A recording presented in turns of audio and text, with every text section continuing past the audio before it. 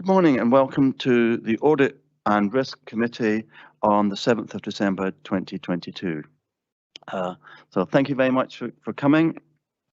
Can I remind councillors and officers in the chambers and online to use the chat box to attract my attention, and you probably know the rigmarole by now, so thank you for that. Are there any apologies? We have no apologies this morning, convener, and just to confirm that all members are present in the chamber apart from Councillor Harvey. Can I just check that we have Councillor Harvey online? Yep, I'm here. Thank you. I think Councillor Stewart as well is online too.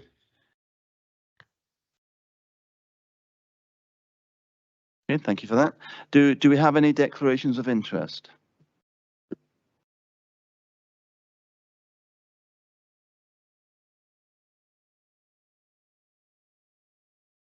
I'll take that as a no. Thank you for that. Can we agree the Audit and Risk Committee minute of the meeting of 27th of September 2022?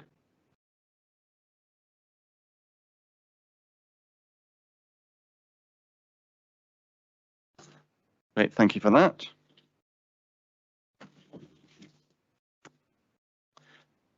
And we've got the outstanding business statement. Okay, right, yeah. Can we note the outstanding business statement? Anybody? Okay, thank you. And can we agree the completed action to be removed from the outstanding business statement?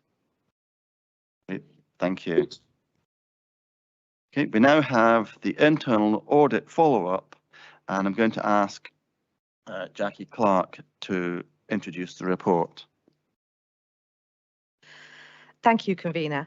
There were 27 actions outstanding from internal audit reports following the last committee. Of these, 4 had a completion date of September, and none of had a completion date for October and November. All 4 of those actions have been completed, so there's no appendix for you to consider today with any rescheduled dates. Okay, members, do any members have any questions for Jackie Clark? Councillor Stewart.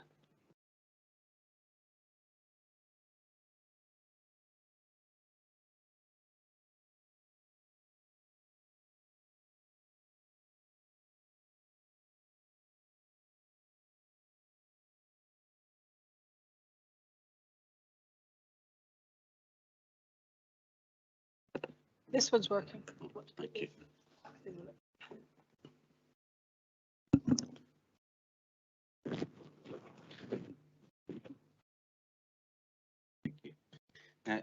Thank you, convener. My question is about the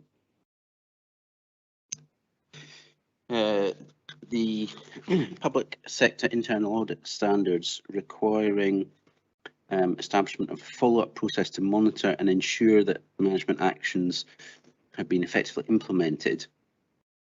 The next paragraph says that internal audit requests evidence which confirms that they've been implemented and therefore controls have been improved. But just saying that the action has been implemented is not the same as effectively implemented. So do we do any sort of follow-up audits or follow-up checks to make sure that not only has the action been put in place, but the outcome of that has either prevented a recurrence of the initial problem or prevented a problem from occurring in the first place? Thank you for that question, Councillor. As part of agreeing audit reports, we agree what evidence we would expect to see to show that the controls have been improved or that the action has been completed. We don't have the resource to go into depth on all actions to check that the implemented action has made sufficient difference. What we do is for some reports, such as has come before this committee before in relation to cash, for example. We do a more extended follow-up of all actions where there's been a number of actions that have been agreed. Alternatively, for any high-risk action, we would ensure that has been fully implemented and has made a difference to the control environment. We wouldn't necessarily do that for low-risk items routinely. Thank you. Okay, do we have any other questions? Okay. Do we have any comments?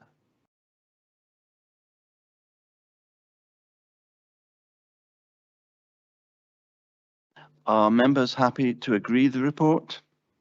Great, thank you. Great. Now move to the internal audit update, and can I ask Jackie Clark to introduce the report? Thank you, convener.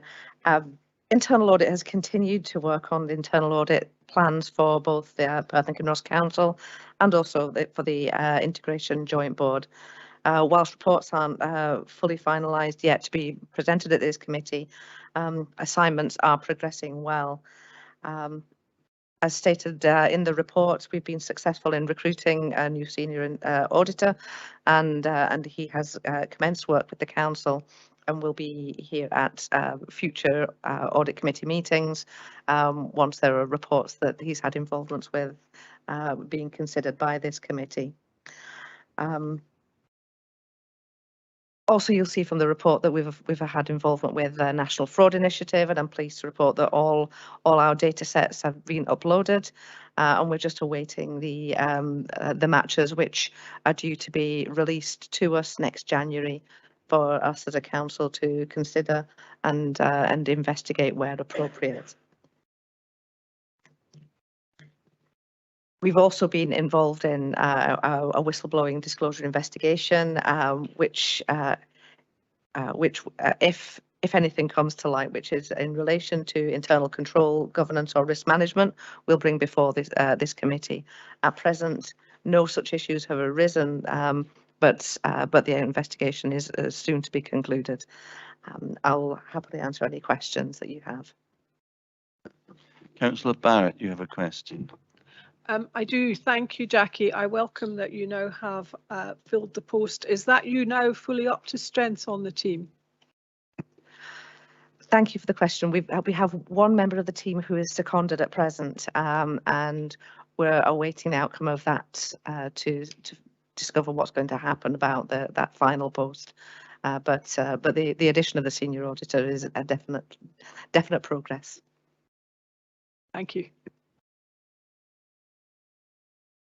Are there any other questions?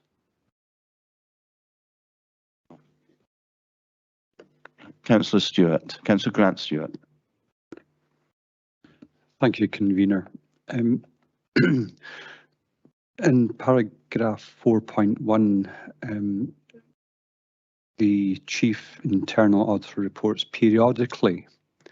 Do we actually have set times frames that the reports come before this committee? Who decides these? Thank you for the question. The committee cycle is set by council as to when the committee takes place. Next year, there's due to be 4 committees. Periodically is required by the public sector internal audit standards, but as and when reports are available, they are presented to this committee when it's scheduled to attend. Thank you. Okay, there don't seem to be many more questions in the chat. Are there any comments?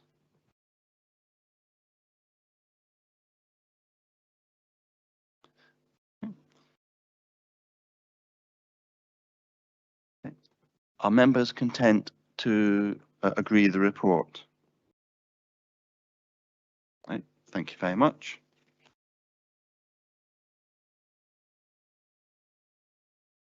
Well, that brings us to the end of the meeting. Thank you very much to all the members for attending on a cold morning. Thank you to the officers and thank you to the committee's team. I think this is a record. So I'll bring the meeting to an end.